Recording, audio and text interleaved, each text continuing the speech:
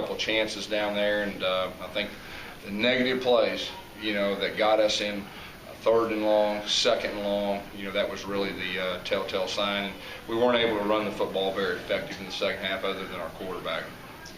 How was their change at quarterback? How did that affect you guys? It worked pretty good for them. I mean, they ran their normal plays, and he did a good job. In our defense, too, I think after they got some momentum, they made really good adjustments, too, now. And our defense, was on the field in the 3rd quarter. We weren't on the field offensively very much.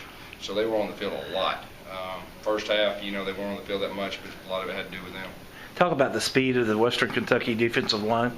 Yeah, their defensive line's one of the best. It's probably the best in the conference, or one of the best. I mean, they sack other teams' quarterback quite a bit. We knew that going in.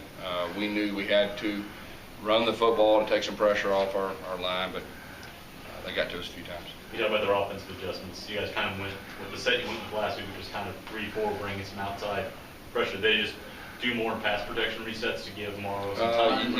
Yeah, they kept us off balance. They made a couple big plays. I mean, we were in man-to-man, and they made a couple big plays down the field, and we were daring them to do that, and they made a couple, in that 3rd quarter. What's going to be the key to getting these guys to regroup? You got another day going in a couple days? Yeah, that's exactly right. That's what I told them down there. So, hey, we're all disappointed.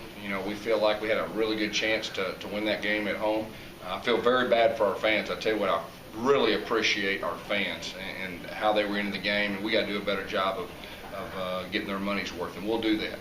But to answer your question, moving forward, that's what we got to do. This one's over. We got a game on Thursday. We've got to put it behind us. We got to practice tomorrow. And it's a short week, and we're playing a very good team again. How many chances, you talked over the course of the non-conference about inside the red zone tonight. It seemed like that came out to get you, especially early in the first second. Or just thoughts on executing down the red zone. What was the difference? We had a couple chances down there. We were very close.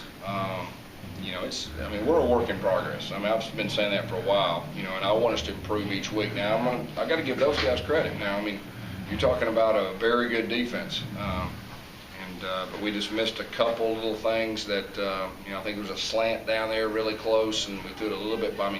There's just some things that are little that we got to figure out a way to correct.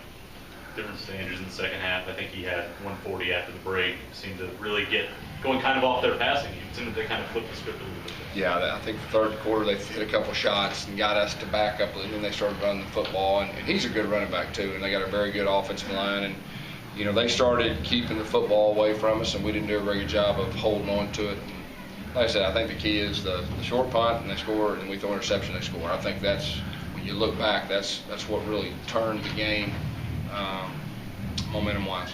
What do you think of the way that Nick Nelms filled in for Keyshawn tonight? Yeah, Nick Nelms is a champ. There's no doubt, and he's going to fight. He's going to do everything he can to help us. How do you think Taylor's